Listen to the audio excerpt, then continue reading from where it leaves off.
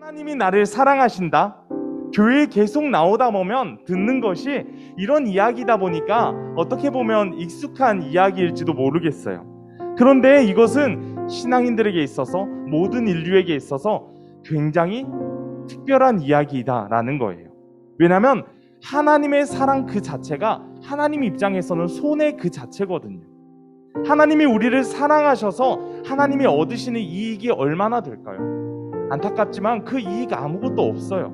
하나님이 우리를 사랑하셔서 얻는 것 아무것도 없을 거라고요. 그러면 하나님이 지금 아무런 이익이 없음에도 불구하고 우리를 사랑하시는 그 이유가 무엇일까요?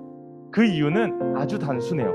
그냥 하나님이 우리를 사랑하는 이유는 아무것도 없어요. 그냥 사랑하시는 거예요. 그거 자체가 너무나도 놀라운 사건이라는 거예요. 내가 지금 어떠한 상황 가운데 놓였고 내가 지금 어떠한 모습을 가졌다 할지라도 하나님은 그 상황과 그 모습에 연연하지 않으시고 그냥 사랑해 주신다라는 거예요. 그리고요 여러분, 그 사랑의 증거가 무엇이냐? 바로 십자가예요. 십자가.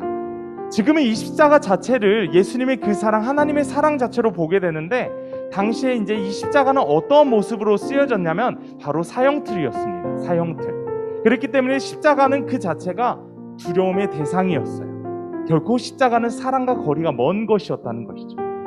그런데 어떻게 지금 이 십자가가 사형틀에서 사랑의 도구로 변하게 될 수 있었던 것일까요? 바로 예수님의 희생과 예수님의 순종이 있었기 때문에 그 모든 것이 변하게 될 수 있었다는 거예요. 하나님이 세상을 창조하셨을 때 하나님이 여러분들을 어떤 모습으로 창조하셨죠?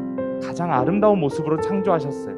하나님의 형상으로 창조해 주셨다는 거예요. 그런데 그 가운데 우리 가운데 치울 수 없는, 결코 해결할 수 없는 죄악의 문제들이 들어오게 되었죠.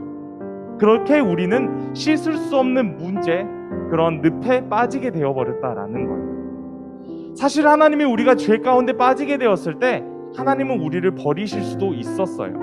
그런데 결코 하나님은 이 모든 것을 버리지 않으시고 어떻게 하십니까? 이 모든 것을 해결해 주셨다라는 거예요. 하나님은 결코 우리를 포기하지 않으셨다는 거예요. 결국 하나님의 사랑이 어떻게 했습니까? 예수님을 통해서 우리를 죄 가운데 자유하게 하셨고, 하나님의 사랑이 우리를 온전한 회복으로 이루게 하셨다라는 거예요. 우리 삶 가운데 꼭 한 가지만 기억했으면 좋겠어요. 바로 이거예요. 오늘 말씀의 제목, 나를 사랑하시는 하나님. 하나님이 여러분들을 사랑하시는 것 우리가 꼭 잊지 않고 이렇게 하루하루 삶을 살아가는 우리 모두가 되었으면 좋겠습니다.